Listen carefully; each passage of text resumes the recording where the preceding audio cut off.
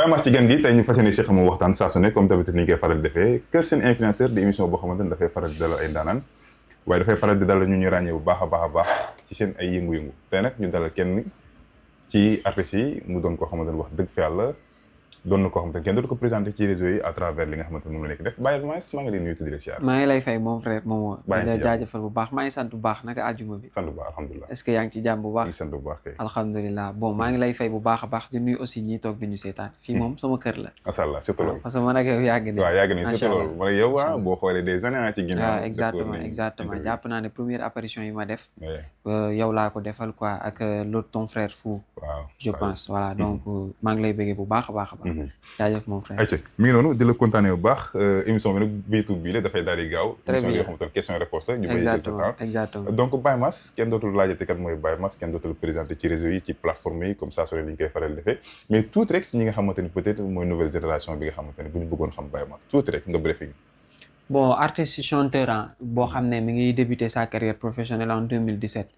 donc commencé ci ay cover def ay reprise pas mal de reprises ci artistes yi fi nekkoon yëpp ci période boobu noonu te ñenn ñi sax nekk fi ba tey nekk ci sur la scène ba tey donc j'ai fait 2 ans yoo xam ne ni dama doon def ay reprises à partir de fin 2019 début 2020 ci laa commencé def sama ay production personnelle jot a liggéey ak pas mal de labels j'ai passé par Néegu Rap sama fin contrat me rejoindre Impossible en 2018 2019 en 2020 ou plutôt 2021 ñu def 2 ans de carrière après récemment ma dugg biir Subatel donc continuer di def ay production tey sa adhération ci biir musique da nga am famille buy woy da nga am papa buy woy wala c'est quoi ça sob rek et puis mu nekk passion depuis toujours la voix a toujours été là passion bi ñu suuxat ko depuis bi ñuy nekk xale à travers école yi ñu jaar à travers festivités yi am ci zone bi ñu dëkk donc petit à petit da ngay dem ba day nekk luy màgg ci yow quoi après ñu gunge la ci mais doonuma ko ci benn parent doonuma ko ci benn maam aussi tey si intégration ak say parents biñu demee ba nga commencé gis ni Baye Mass mi ngi yëngu ci wàllu musique ñoom seen gis-gis bon comme toujours li may wax mooy mère bi moom ànd si woon au début après bàyyi nañu continuer benn instant pa bi moo si xawoon noppi tuuti d'accord xam nga donc mais à la fin jot nañ ko accepter mujj nañ ko accepter bon mère bi sax bañam c'était plutôt peur bu ma amoon par rapport ak samay études mais après bon bi mu gisee ne yàqu si dara ñoom ñoo nekk derrière quoi di gunge waay mais finalement lim doon bañ mu mujjee am mujj na yàq si jàng bon je dirais pas yàq parce que jàng nañ ba fi ñu war a yem ci jàng ñu arrêté après à un niveau il va falloir nga def choix par rapport ak musique ou étude surtout bu sa musique commencé di devenir professionnel actuellement musique nekkatul comme suñu jamonoy maam yi nga xam ne ni passion la rek boo xam ne nit ki da koy def parce que daf ko bëgg mais maintenant métier la boo xam ne dafa bëri sax ay branches yu ci découlé l'artiste c'est un chef d'entreprise boo xam ne dafa am ay emplois yu koy liggéeyal donc c'est devenu professionnel fallait faire un choix choisir li nga xam ne moom nga jàpp ne moom nga gën a bëgg et période boobu c'était la musique c'était la musique en fait tey nga nekk ci li nga xamante ne moom mooy musique ginnaaw bi nga duggee ci musique na nga gisee musique Sénégal bon rond-point 1 bien affaire bu compliqué waaw jaxasoo et puis ñi si nekk te nekk dans l'informel ñoo ëpp fuuf ñi si nekk te nekk dans le formel mais bon déjà am na l'avènement de l'idée de Wally Ballago Seck récemment qui est de ñu essayer un peu di officialiser suñu ay sorties mu mën a nekk des ventes et des achats yi nga xam ne day nekk lu formel lu clair lu ñu mën di camper par des chiffres ça va nous permettre de un peu industrialiser musique bi et industrialiser aussi branches yi ci découlé donc je pense depuis 5 ans 6 ans on peut dire que ça a fait une évolution assez rapide et on peut dire que ni peut-être fii ak 5 ans dina gën a am stabilité quoi.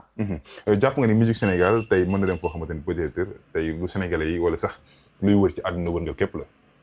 mais bien sûr loolu moo si bàyyi je pense ñi si nekk. parce que bëgg-bëgg bi mi ngi fi d'abord y a l'amour qui est là. et coono bi aussi je pense artistes sénégalais ñu ngi ko siy def. je pense accompagnement la ñu manqué ak une petite organisation. mais loolu moo si manqué. peut-être dina gën a am une ouverture par rapport ak yu bëri yu am. Actuellement nag on peut dire complications yi am dans le monde entier économiquement ñëpp xam nañ ko te musique économie moo koy doxal. Musique moom dafa lié wu directement ak finance. Disons que bu àdduna xawee am nu mu demee. musique daf koy yëg bu baax a baax mais bon par rapport à la volonté s'il y a l'accompagnement on peut le faire. on peut le faire tey ñu ñëw ci li nga ñu des ci li nga xamante ne moom mooy wàllu musique Sénégal fii dañu jàppee musique showbiz c'est-à-dire. tey Baye Mass bu doonee artiste waru fréquenter waat ak beneen artiste wala ñoom ñaar il faut que ñuy showbiz pour que ñu mën a jaay seen ay produits.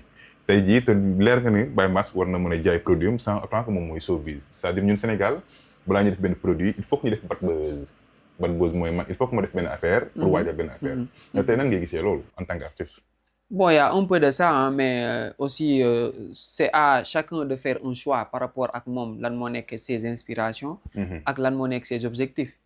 tey jii ay artistes ils ont réussi leur carrière sans pour autant ñu jaar ci loolu noonu et être les leaders même de l'Afrique de l'Ouest ci musique ou de l'Afrique même ku si mel ni Youssou Ndour je pense citer d'autres donc dafay dépendre juste ci nit ki lan moo koy inspirer ak lan mooy ses objectifs c'est vrai que aussi actuellement àdduna tamit day dox le monde est devenu maintenant beaucoup plus on dirait que rien n'est devenu sérieux actuellement mais même bu dee foo boobu dina ci am ci foo la boo xam ne musique kenn waru ko foowee quoi il va falloir maintenant di limiter ce genre de création bad buzz man jàpp naa ne ci biir création artistique la bokk il faut juste savoir limiter ko pour mën a limiter les dégâts. mais est-ce que c'est assez normal que artiste bi dafa war a def bad buzz exemple Mia Guissé defoon na fi benn bad buzz boo xamante ni peut-être ci benn sorte bu mu doon génne la récemment gis nañ fi ki nga xamante ne moom mooy Viviane Ndour mu defaat bad buzz ci affaire mariage pour sûr que benn vidéo bu mu war a génne wala benn clip bu mu war a génne est-ce que jàpp nga ne assez normal. bon par rapport à eux ak leurs inspirations bu fekkee ñoom jàpp nañ ne c'est nécessaire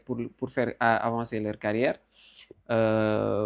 man du ma si am avis que mu favorable ou mu défavorable. mais après par rapport à moi c'est pas moi ma façon de faire ou ma façon d'utiliser ma musique parce que man ku ma toogal wala ñuy waxtaan li may njëkk a wax boy je te vois pas pourquoi tu n'es pas sur les réseaux pourquoi tu n'es pas sur TikTok pourquoi tu bouges pas je te dis moi j'ai ma façon de faire ma musique et du ma ko changer c'est ma façon de faire parce que je veux continuer de faire carrière pendant 50 ans ci kanam. D'accord. moi musique je l'apprends damay xëy comme ni nit ki di xëy dem bureau chaque lundi chaque mercredi chaque vendredi damay xëy dem jàngi musique am si tamit yeneen branche yu ci découlé yoo xam ne c'est beaucoup plus poussé que ñun lu ñu foog liy tax tey ëllëg bu ma demee si yeneen i réew mën a discuter ak les professionnels qui sont là-bas ci musique donc gagne-pain la ci man métier la boo xam ne métier bu sérieux la donc je le fais sérieusement bu fekkee y a quelqu'un à côté boo xam ne moom dafa jàpp ne c'est avec ces trucs de réseau là moom noonu lay defee sa musique bah qu'il en soit ainsi mais parce que man li ma jaaxal ci yow mooy que yow da nga différent ak les autres artistes yi nga xamante ne ñoom ñoo nekk fii Sénégal c'est-à-dire yow da nga respecté mu say coin bu génnee jotee nga génnee mu def toile nga toogaat sa ruxu boo waree tëgg nga tëgg mais lan mooy problème bi c'est-à-dire da nga nekkul ci showbiz ñoom bi ñu nekk wala ñoom da nga jàpp ne showbiz bi ñu nekk nii amul continuité c'est-à-dire du dem. Bon, amul continuité dans la mesure où tu le fais, tu es là pour un mois, tu fais beaucoup de bruit sur toi, c'est bien, ça te garde en vie artistiquement.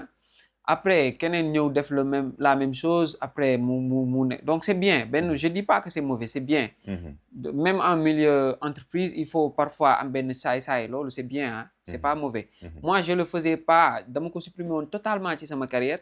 Actuellement, il y a de ces petites choses yi nga xam ne c'est des coups de com'. man dama koy def ak sama équipe actuellement je le fais parce que situation oblige peut-être parfois mu laaj ko mais je dis pas que dañ si war a abuser parce que buñ si abuser dañuy bàyyi l'essentiel pour di rester sur les futilités après benn xalifa day jóge fële ne bon peut-être affaire bi nekkatul talent nekkatul liggéey léegi c'est du bad buzz donc naa def bad buzz et gis nga léegi bad buzz fi muy jëmee artistes yi parce que ils sont prêts à faire des choses extraordinaires yi nga xam ne day ternir seen image ñu fàtte le futur de leurs enfants juste parce que un mois bi bëgg nga occuper toile bi je vois pas l'intérêt c'est vrai tey Baye Mass mu doon koo xamante ne kenn du ko présenté tamit ci réseau yi mashallah lu mu génnee mu def it yaa ngi comprendre bokk nga ci artistes yi nga xamante wala bokk nga ci jeunes yi nga xamante ni dañu leen di bàyyi xel bu baax a baax c'est quoi le secret lan mooy secret bi liggéey la tëju bi wala lan la bon y a un peu de tëju bi nag am na ay avantages am na aussi ay inconvénients mais un peu de tëju bi c'est là mais man comme je dis rek depuis toujours wala depuis les débuts je pense samay première apparition sànq bi ñuy commencé maa ngi koy wax je l'ai fait avec toi. C'est vrai. Et depuis émission yooyu noonu boo ko demoon relancer c'est les mêmes communications qui reviennent. Vraiment. La même façon de parler mooy. man am na fenn foo xam ne fa laa teg sama bët. jàpp naa ne li ma koy may c'est de travailler si suuf. man mes relations ak artistes yu mag yi fi nekk du ma ko exhiber.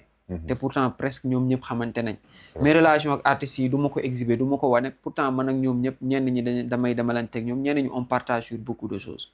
mais je me prépare pour que dans fii ak 40 ans ou fii ak 30 ans.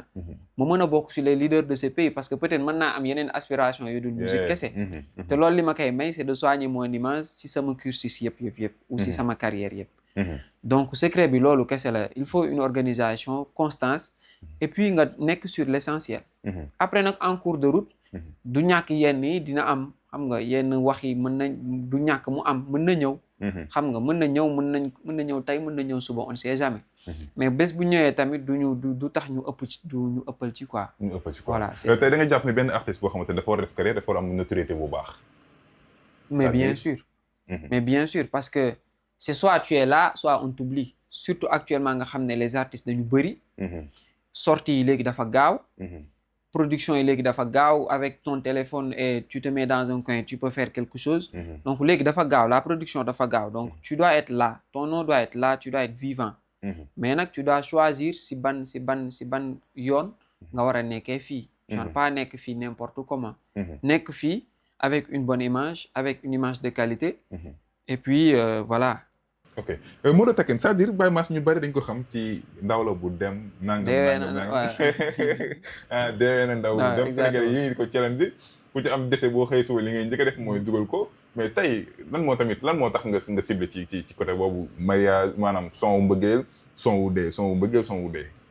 bon peut-être yooyu dafa gën a poignant rek mais man si sama génération maa si gën a thématique. moi j'ai fait wujje yaay buur imam ndaw njaboot. moi j'ai chanté du tout man way naa xarit way naa lu nekk. après ndaw bu si gënee poignant à la place de Motema ou yaa tey le featuring avec Wally ou le featuring avec Sidi Diop. C'est parce que peut-être c'est une création assez originale ou boo xam ne ça m'inspire plus que li nekk ci Motema ou li nekk ci yaa tey ça colle plus à mon image ou par rapport à mon vécu. donc loolooy tax mooy gën a nekk au devant de la scène. Après nag bon actuellement nii la musique de Baye Mass a viré parce que man même samay soirée tu viens. su jeexee ñu bëri dañuy ñëw si man ne ma mais yow kon da ngay def mbalax ou yow da ngay jouer nii. parce que ils s'attendent même pas à ce que yow nga def cette musique. Comme que y a cette possibilité il faut juste trouver le moyen. de montrer que ni c'est pas du ndaw kese lañ mën a def. mën nañ def leneen mais nag duñu dénaturer aussi suñu identité. ak seen identité xam nga c'est ça quoi. macha allah tey sa relation ak Wally Ballago Seck gis nañ ngeen def benn featuring boo xamante ne def boom def toile bokk na ci son bi nga xamante ne vraiment yow sa parti dañu koy challenge bu baax. Sénégalais dañu koy déglu dañ koy aimer dañu koy liker mu ngi ay millions de vues su ma jumul sur YouTube tey yéen ñaar seen collaboration ba ngeen def featuring bi. Bon ça découle d'une personne bu tudd Pac DJ que je salue au passage. nit ku baax koo xam ne def na si liggéey na si lu bari. li si ëpp solo nag mooy fu mu déclenché si décision Wally la commencé fa la déclenché. donc c'est à remercier. nit la koo xam ne il a su trouver ça en moi. xam ne on peut le faire mu trouver le cadre qu'il fallait pour ñu def ko. mu def ko avec amour. xam nga def ko avec assurance man et il m'a beaucoup appris si période boobu noonu ñu doon def featuring bi. et j'ai beaucoup appris aussi ci moom si période boobu noonu ñu doon liggéeyandoo. donc cette énergie était positive même bu fekkee son bi ça a découlé si ay affaires yu compliquées mais bon finalement. Sénégal gagné na si musique sénégalaise gagné na si quoi. et man gagné naa si aussi beaucoup. exactement. tey Baye Mass en tant que jeune ngay toog di gis say moroomu jeune nekk ci musique bi. des fois doo jékki-jékki gis xam ne ñii yoon bu ñu jël gëmoo ni ñoom ñii fi ñu jaar dinañ mën a yegg ci dinañ mën a jariñu ci musique des fois du la dal nga toog yor sa téléphone bi sax nga xool nit rek xam ni bi mu musique nii du lu baax. bon dinaa am gis-gis ci artiste bu nekk parce que bu fekkee da nga bëgg sori nag il faut écouter du tout il faut nga déglu ñëpp. parce que il faut ngay jàng moo tax man j'écoute tout le monde. artistes yi nekk Sénégal yëpp yi ñu xam. ku nekk damay way say way. souvent sax ñenn ñi seen ay way je vocalise avec. damay liggéey ak ñoom. mais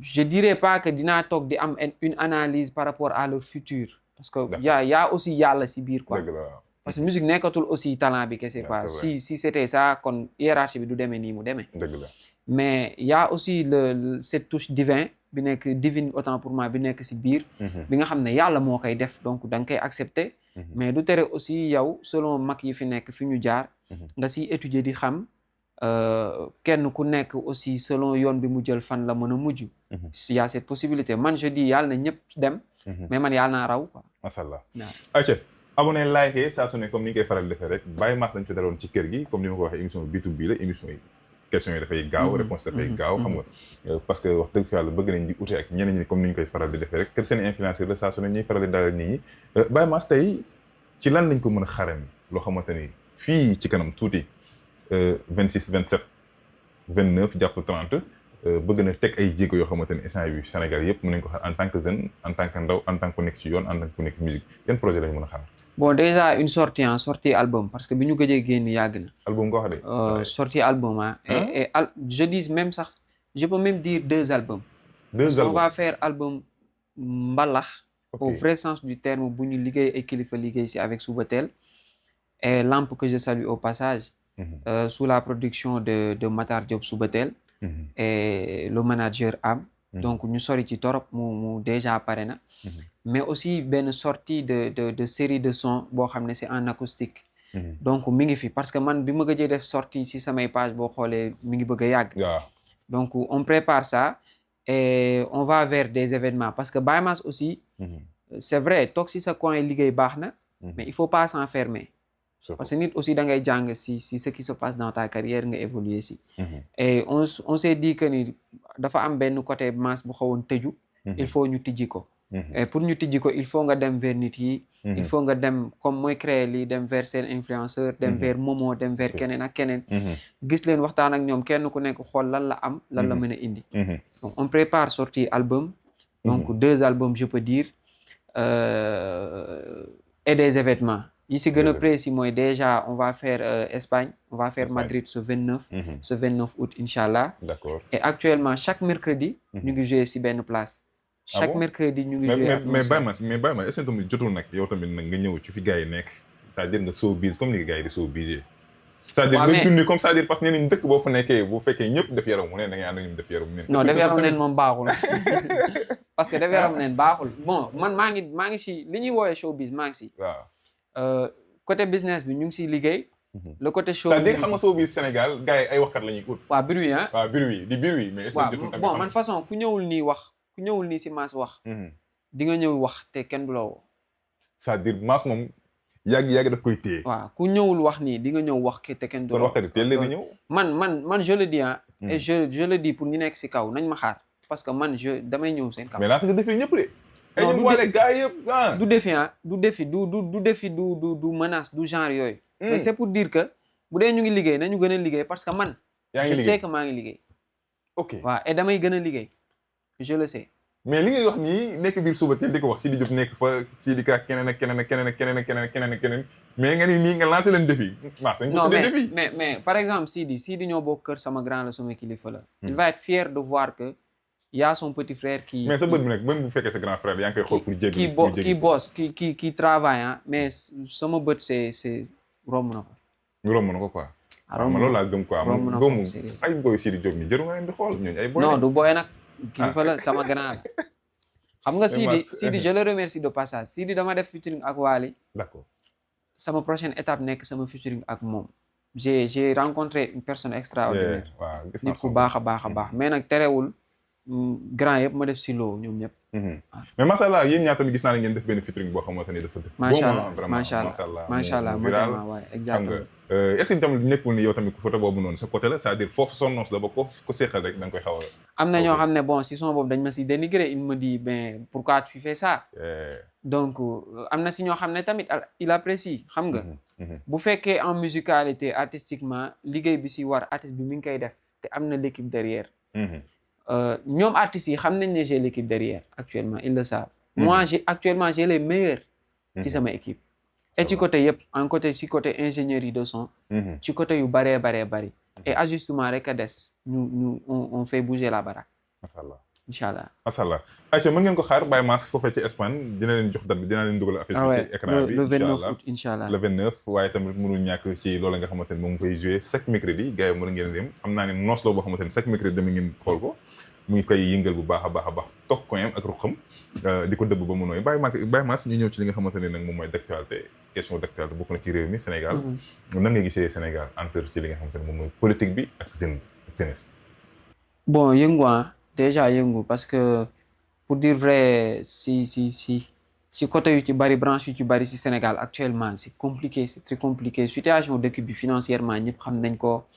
Sur le plan politique on est trop sur les politique bi sax ñu ngi ci showbiz actuellement quoi. Pour dire vrai daa mel ni jamono Macky Sall la gënoon a neex de. ah xaw ma yan jamono la gënoon neex mais jamono bi metti na trop xam nga metti na si ñu bari quoi. Et du ñu empêcher ñu wax ko parce que. Je pense jamono gënoon na toll foo xam ne ni dëkk bi tàngoon na ay coow am ñu bokkoon ci artistes yi génn wax. Donc sëgëm ci période boobu lañ doon génn wax du ñu am peur ci wax si jamono bu nekk. Moi je prête ma bouche à chaque fois bu ko population bi soxlawee quoi. C'est très compliqué mais bon. Man je dis juste que ni il faut un peu gestu aussi. Gestu yeneen secteurs yi parce que. C'est assez compliqué pour kenn ku nekk di ko wax kenn ku nekk di ko kaas ci branche bu nekk. Actualité moom Sénégal je pense que actuellement dañu dañu maudire. xaw ma dañu tooñ wàlliw. xaw ma dañu dëgg liggéey. mais lu yéeme mais daal nañ sang dëkk. tey ma jël sama téléphone composé jox le président de la République yéen moo ko ñu ko sànni. allo salaamaaleykum président son excellence maa ngi lay nuyu. maa ngi lay jaajëfal bu baax a baax ci temps bi ma accordé ci appel bi. Sénégal c'est un pays laïque. Donc jullit ñi kese nekkuñu fi. maa ngi lay ñaan nga gën a yemale. nga fexe trouver une solution. ba kenn ku ci nekk ci religion bu mu mënti nekk. parce que même bu fekkee c'est un pays laïque. c'est un pays boo xam ne ay borom diine ñoo ko dëkkee. ndax ñoo bokk yàlla ji. nañu fexe ba kenn ku nekk mën a gis boppam. ci religion bu mu nekk par rapport aux lois. Après ñaareel bi mooy situation dëkk bi moom metti na financièrement ñëpp xam nañ ko. Donc maa ngi lay ñaan bu fekkee am na ay possibilités. ñu am ay plans. yoo xam ne dina affaiblir un peu situation économique bi. ba suñu parents yi. suñu yaay yi suñu maam yi. parce que amoon na fi ay exemple jurisprudence am na par exemple mun naa la jox un exemple si jamono bi fi ki nga xam ne moo fi nekkee. amoon na benn plan boo xam ne dañ ko defoon pour di aider famille démunies yi. te yooyu noonu gisatuñ ko. bu fekkee mën nañ am genre plan yooyu pour aider leen. mu am ñetteel bi nag man secteur bi ma nekk dinaa leen waxal. muy la musique. donc musique a besoin d'accompagnement. et dañu soxla encore une fois l'apport de l'État ci biir. c'est vrai que am na ay branches. mais on voit pas souvent suñu ay njiitu réew. di ci wax ou di ci jël ay décisions ouvertement. donc doon nañu neex comme yow jeune nga comme ñun.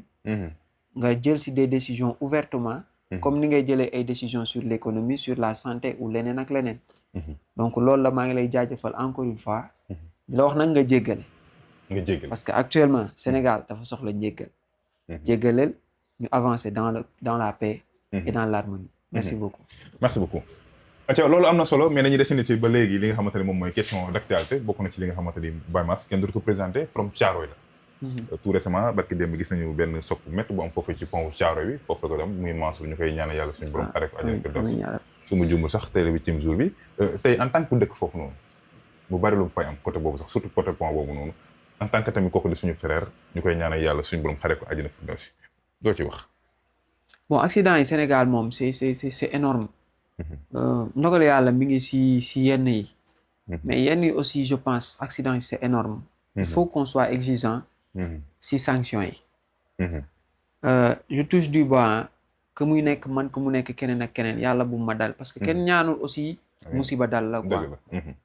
mais je pense que exigence dafa manqué bu baax a baax. da nga jàpp ni tayeefu chauffeur yi la wala benn réew bu ñuy wane ci tali bi wala dawal mais ci côté yëpp chauffeur yi dañu war a xoolaat seen bopp ni ñu dénk tali bi gën a exigeant ci sanctions yi. muy maanaam wàllum takk der yi. waaw wàllum takk der yi moi j'appelle ci côté yëpp ñoom nag takk der yi lu ñu def lu ñu mën. du tere ñun bu ñuy wax dinañ leen wax ñu gën a exigeant.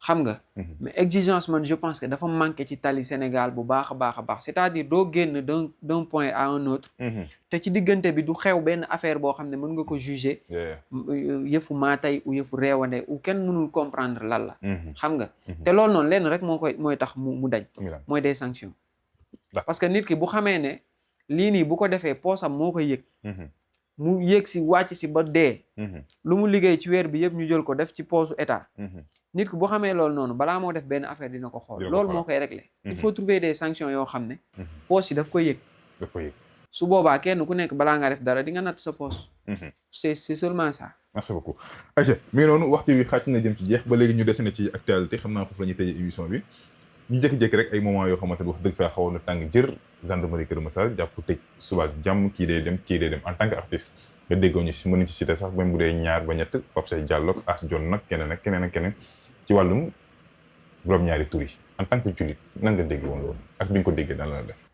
bon moo ne en tant que jullit dina compliqué un peu parce que moi en tant que jullit dafa am lu ma si sama diine wax yéenewu ma kenn nag mu dugg si lu mel noonu wala yu mel noonu dal si kawam du moins xaw ma sax déjà est-ce que ñi ngi si tudd ñëpp ci lañ nekk parce que man je préfère jugement ma bàyyi ko ak yàlla quoi c'est pas que dama wóoluwul suñu ñi fi nekk mais Sénégal ku nekk day wax et ku nekk doo xam kan ngay gëm à la fin dëgg la donc je prie Dieu pour ñëpp ñi nga xam ne nii avant ñu leen siy tudd dañu nekkoon man sama xol c'est-à-dire daan naa leen seetaan di am satisfaction ci li ñuy def je prie Dieu pour ñu bañ ci laale buñ ci laale aussi je prie Dieu pour mu delloo si leen parce que yàlla nag ku mën a baale la yàlla nit ku buur buy baale la te nit ku ko tooñ mën na la baal li nga ko tooñ ak nu mu mënti toll dëgg la bon nañu dem vers sa miséricorde ci côté boobu noonu après nag côté actualité nit ki bul xool aussi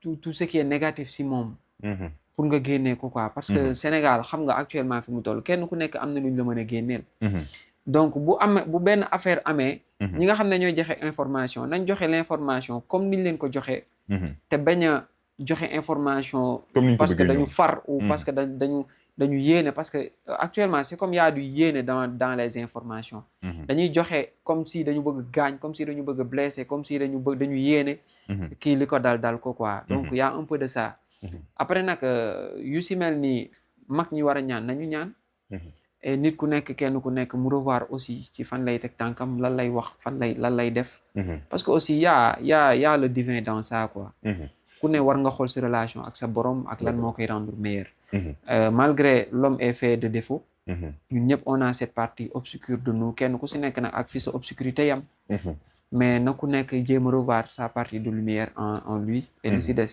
ñu bàyyi ko ak yàlla sama dernière question dafay bokk ci tey jii nii question d'actualité ba léegi muy réseau social bii di TikTok tey ana nan nga ko gisee live kat bi saaga mi ngi fii kii yàq mi ngi fii te ñu si bari tey mënoon ci doon réseau boo xamante ne ku nekk mën nga si jariñ sa morom mais tey dafa doon réseau boo xamante ne boo xoolee fii ci Sénégal li ci ëpp pour yàq nit la en tant que artiste tamit mais ñi si yàq nañ leen fi jëlee c'est simple nañ leen fi jëlee ñi fi yàq ñi téye yoon nañ leen fi jëlee mais li fa ëpp ñi si yàq nañ fay nekk dañuy dem ci ginnaaw ba ginnaaw dama jàpp ne dañu jugul rek pour régler mais Sénégal actuellement ce qui se passe c'est extraordinaire moi j'ai vu une personne vivante autant pour moi sur les réseaux afficher la photo d'une personne boo xam ne nii paix à son âme dafa gaañu y a même pas une semaine def choc mu afficher ko di wax des mots extraordinaires mais ça loolu on est arrivé genre qu'est-ce qui se passe ce genre de personne